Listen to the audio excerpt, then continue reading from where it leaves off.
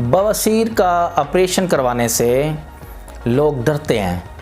मौके होते हैं जो पाइल्स होते हैं, इसका ऑपरेशन करवाने से हमेशा ये फेयर होता है। और ये क्यों इनका फेयर होता है कि ऑपरेशन की तरफ नहीं जाना, प्रोसीजर की तरफ नहीं जाना, वो इसलिए करते हैं क्योंकि उनके माइंड में है या फिर लोग उनको समझाते हैं। लोग अपना एक्सपीरियंस जब शेयर करते हैं, जो नॉन डॉक्टर्स होते हैं वो कहते हैं जब भी आपने अगर एक ऑपरेशन करवा लेना आपको फिर दोबारा ऑपरेशन करवाना पड़ जाएगा, तो ये ऑपरेशन फिर जान नहीं छूटेगी, फिर ऑपरेशन पे ऑपरेशन कराना पड़ेगा। मौकों का आपने ऑपरेशन करवाया, पाइल्स का ऑपरेशन करवाया तो आप फंस जाएंगे, फिर आपको ऑपरेशन ही फिर अगले करवाने पड़ेंगे, नहीं तो आपकी जान नहीं छूटेगी।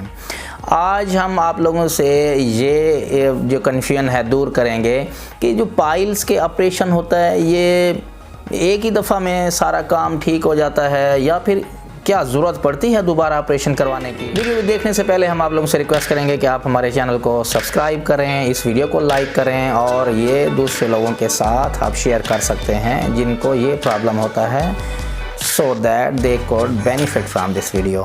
Thank you so much. इस क्वेश्चन का आंसर करने से पहले हमें आपको कुछ थोड़ा सा बताना पड़ेगा कि ये जो पाइल्स होते हैं ये ख़ास जगहों पर होते हैं। ये जो पखाने वाली जगह होता है, पाइल्स मौके क्या होते हैं कि something coming out of anus, constipation जब होती है तो मौके होते हैं जो अंदर से बाहर की तरफ आते हैं। ये फिशर वाले मौकों से अलहदा होते हैं जो अंदर से बाहर की तरफ आते हैं। इनकी कुछ प्राइमरी लोकेशंस होती हैं, सिर्फ उधर से ही आते हैं पहले ये। तो इसकी अगर हम घड़ी बनाएं लिथोटमी पोजीशन में, अगर पेशेंट बिल्कुल पीठ के बाहर सीधा लेटा हुआ है, तो अगर हम पेशेंट का मुआयना कर रहे हैं तो उसमें फिर जो 12 o'clock बनेगी, नीचे 6 o'clock बनेगा और पेशेंट के लेफ़्ट साइड पे 3 o'clock बनेगा और पेशेंट के राइट साइड पे 9 o'clock बनेगा। बॉडी में जो खून की वेसल्स हैं, नालियाँ हैं, वो पूरे जिस्म को सप्लाई करते हैं, इस एरिया को भी सप्लाई करती हैं, पखाने वाली जगह को भी सप्लाई करती हैं। तो इस एरिया में मखसूस जगहों से जो पखाने वाली जगह है, इस मखसूस जगहों से वो खून की नालियाँ नीचे आती हैं। इस घड़ी को अगर आप इमेजिन करें, इस घड़ी को आप अगर देख रहे हैं जो हमने आपको डिस्क्राइब किया है, तो पेशेंट की लेफ़्ट साइड पे जो 3 o'clock पोजीशन बनती है, वहाँ से जो बॉडी के ऊपर से जो खून की नाली आ रही थी वो 3 o'clock पोजीशन से गुजरती है। तो जो लेफ़्ट साइड वाला मौका है वो मोस्टली 3 o'clock पोजीशन पे बनता है। उसकी अलहदा है कि वो पहले अभी 1st डिग्री पे है या 2nd डिग्री पे है या 3rd डिग्री पे है, या वो 3 o'clock पोजीशन वाला अब 4th डिग्री वाला बन गया है, लेकिन प्राइमरी जो लोकेशन है उसकी वो 3 o'clock पोजीशन वाली होगी। जबकि पेशेंट की राइट साइड पे जो मौके 2 बनते हैं, लेफ़्ट साइड पे एक 3 o'clock पे बनता है और राइट साइड पे मौके बनते हैं या 7 o'clock पे या फिर 11 o'clock पे। उसकी वजह यह है कि जो राइट साइड वाली जो खून की नाली आती होती है वो इस हिस्से में आके 2 में डिवाइड हो जाती है। एक आगे गुजर जाती है जो 11 पे क्रॉस करती है, और एक जो पीछे से गुजरती है, पोस्टीरियर उसकी ब्रांच होती है, वो 7 o'clock पे आके रुकती है। तो मौके भी वहीं से बनेंगे। तो राइट साइड वाले जो मौके हैं वो 2 होते हैं, एक 11 o'clock पे बनेगा और एक 7 o'clock पे बनेगा।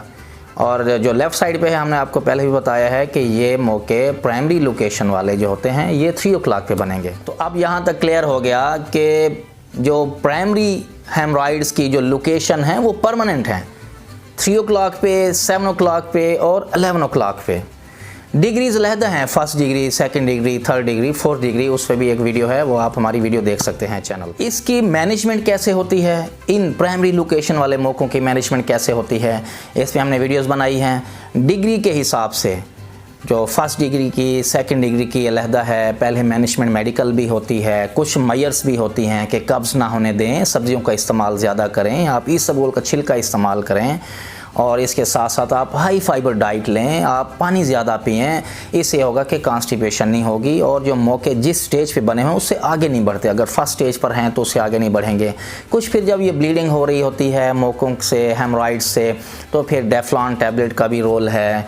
और फिर इससे थोड़ा सा और आगे बढ़ते हैं तो फिर हम इसी जगह पे जाके इंजेक्शन भी लगाते हैं, इंजेक्शन स्क्लेरोथेरेपी जिसको कहते हैं, उसकी भी एक वीडियो है। और ये पेनफुल नहीं होता जो इंजेक्शन हम लगा रहे होते हैं। इससे थोड़ा सा और आगे बढ़ते हैं तो 2nd डिग्री वाले में भी एक ऑप्शन है कि हम रबर बैंड लाइगेशन करते हैं, रबर हम अप्लाई करते हैं पाइल्स वाले मौक़ों पे, ना कि फिशर वाले मौक़ों पे। पाइल्स वाले मौक़ों पे भी उस जगह पे हम रबर बनाते हैं। उसका मकसद ये होता है कि हमने इन्हीं वेसल्स को पकड़ना होता है।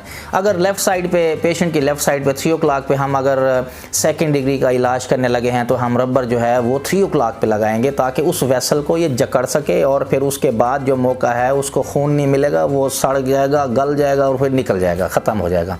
इसी तरह लेफ़्ट साइड पे राइट साइड पे पेशेंट की राइट साइड पे 2 मौके ये होते हैं 7 पे और 11 o'clock पे। वहाँ पे भी अगर सेकंड डिग्री वाले हेमराइड्स हैं तो उसकी मैनेजमेंट भी हम रबर बैंड लाइगेशन से कर सकते हैं। उसमें भी इन्हीं 2 वेसल्स को हमने कैटर करना होता है। 11 o'clock पोजीशन वाली वेसल वाली जगह से जहाँ मौका आ रहा है उस पर हम रबर अप्लाई करते हैं उस वेसल को दबाने के लिए, और 7 o'clock पे भी हम उस वेसल्स को दबाने के लिए हम करते हैं। इसलिए फिशर में जो मौके बनते हैं वहाँ वो तो सिर्फ जिल्द की ग्रोथ होती है, जो बाहर आई होती है जिल्द के बाहर होते हैं, उस पर हम रबर नहीं अप्लाई कर सकते और वो पेनफुल होगा उसमें करेंगे तो ये सेकंड डिग्री हेमराइड्स में आप इन्हीं प्राइमरी लोकेशन पे रबर बैंड भी अप्लाई कर सकते हैं। फिर 3rd डिग्री आ जाते हैं और 4th डिग्री आ जाते हैं तो उसमें फिर हमें ऑपरेशन करके इन मौकों को फिर ऑपरेशन से निकालना पड़ता है, क्योंकि वो बड़े हो चुके होते हैं, वो रबर से नहीं काम करेंगे। अगर उन पे हम रबर अप्लाई करेंगे 3rd डिग्री पे 4th डिग्री पे तो बहुत ज़्यादा पेनफुल होता है और उससे वो झड़ते भी हैं अगर, तो फिर उसके बाद पीछे बहुत बड़ा ज़ख्म रह जाता है जो ब्लीड करता है। इसमें फिर हम हेमराइडेक्टमी करते हैं, हेमराइड्स को ऑपरेशन से निकालते हैं। मुख्तलिफ उसके तरीक़ाकार हैं। तो 3rd डिग्री 4th डिग्री को ऑपरेशन करते हैं, 2nd डिग्री को हम इंजेक्शन से ट्राई कर लेते हैं पहले, लेकिन दोबारा होने के चांसेस होते हैं, फिर नहीं तो उसका भी ऑपरेशन एक बेस्ट ऑप्शन होती है।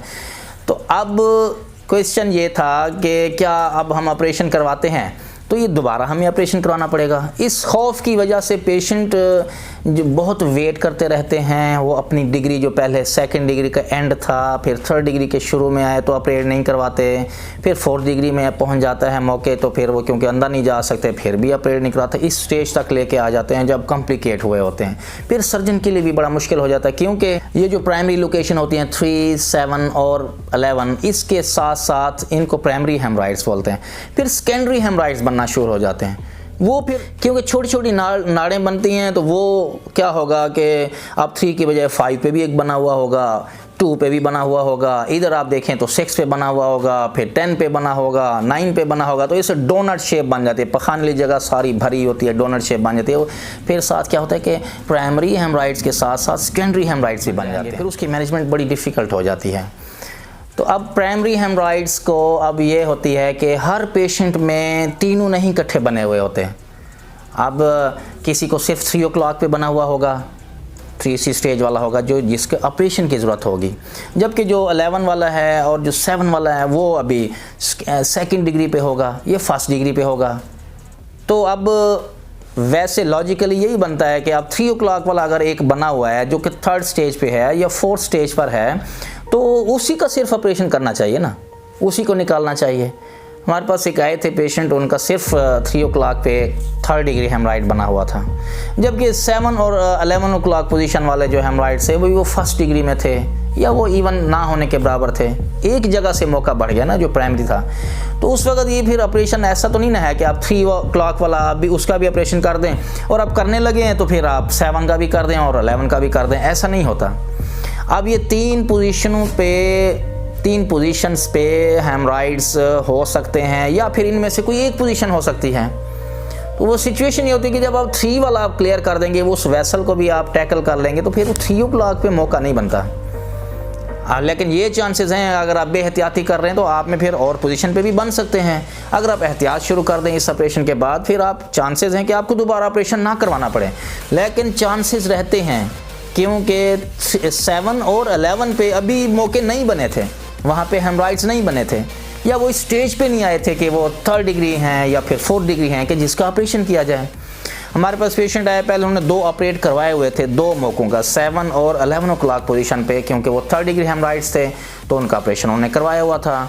अब उनका सिर्फ 3 o'clock पोजीशन वाला था, अब वो 3rd डिग्री में चेंज हो गया, पहले वो 1st या 2nd डिग्री में था, उन्हें फिर दोबारा इसी तरह के प्रॉब्लम होना शुरू हो गया। तो अब उनके हिसाब से तो उन्हें दोबारा ऑपरेशन करवाना पड़ा, लेकिन उनका इस दफ़ा ऑपरेशन 7 और 11 वाला नहीं हुआ, जो 7 o'clock पे था, जो 11 o'clock पे था, जो ऑपरेशन उसका हो चुका था वो ऑपरेशन दोबारा नहीं हुआ उनका, क्योंकि वो तो बिल्कुल ठीक थे, वहाँ के मौके ही निकल चुके थे, वो जगह बिल्कुल नॉर्मल हो चुकी थी, सिर्फ 3 o'clock वाले को करना था। तो यहाँ पे कन्फ्यूजन आती है कि एक दफ़ा ऑपरेशन उन्होंने 3 वाला करवाया या फिर एक दफ़ा सिर्फ 7 वाला मौका किया, तो 2 जगहों पे भी रहते होते हैं ये पेशेंट। फिर क्योंकि एहतियात नहीं करते तो वो 2 बाकी जगहों पे जो मौके अभी फर्स्ट डिग्री में होते हैं या सेकंड डिग्री में होते हैं, तो वो उनको भी एहतियाती से कब्ज़ की वजह से, लॉन्ग स्टैंडिंग कब्ज़ की वजह से, दायमी कब्ज़ की वजह से वो फिर नेक्स्ट डिग्री में चेंज तो होना उन्होंने, जैसे पहले वाला एक हो गया था, अब बाकी 2 भी होना है। अगर तो एहतियात करते रहें तो देयर आर चांसेस कि वो बाकियों का मौके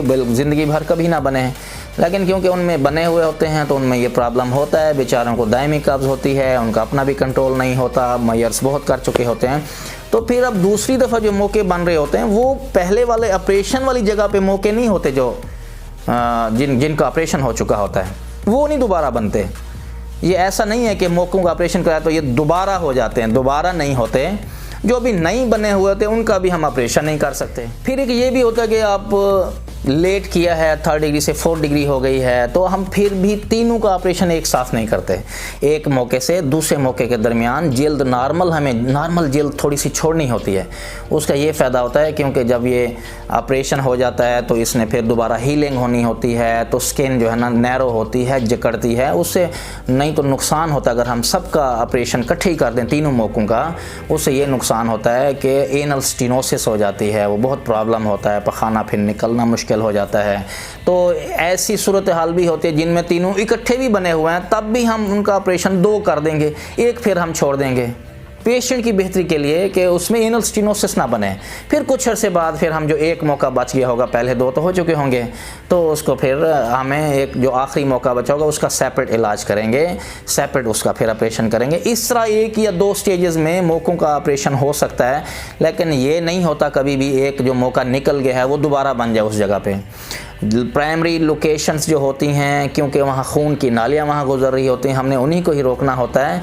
तो उनको जब एक दफ़ा पकड़ लिया, उनको टैकल कर लिया, उनको निकाल दिया, फिर वो दोबारा उस जगह पे नहीं बनते। ये थी हमारी आज की वीडियो। पेशेंट्स के बहुत पूछते हैं और उनमें खौफ है कि हम ऑपरेशन करवाएंगे तो फिर हम ऑपरेशन पे ऑपरेशन ही करवाते रहेंगे। लॉजिक इसके अंदर ये है कि पेशेंट अगर एहतियात करे, अगर एक मौका था या 2 मौके थे वो निकल गया, तो एक तीसरा मौका बनने से वो खुद रोक सकते हैं। लेकिन अगर तीनों इकट्ठे बने हुए हैं तब भी इस तरह आपका सर्जन कंजर्वेटिव चल के, बड़ा स्लो चल के, सेफ चल के आपके अभी 2 मौके निकालेगा, फिर एक बाद में निकालेगा। ये तरीकाकार होता है। उम्मीद है आप लोगों को ये वीडियो अच्छी लगी होगी। अगर आप लोगों को ये वीडियो अच्छी लगी है तो इस वीडियो को शेयर करें और हमारे चैनल को सब्सक्राइब करें। और if you have any question you can write us in our comment section and we will get back to you. Video देखने का बहुत शुक्रिया।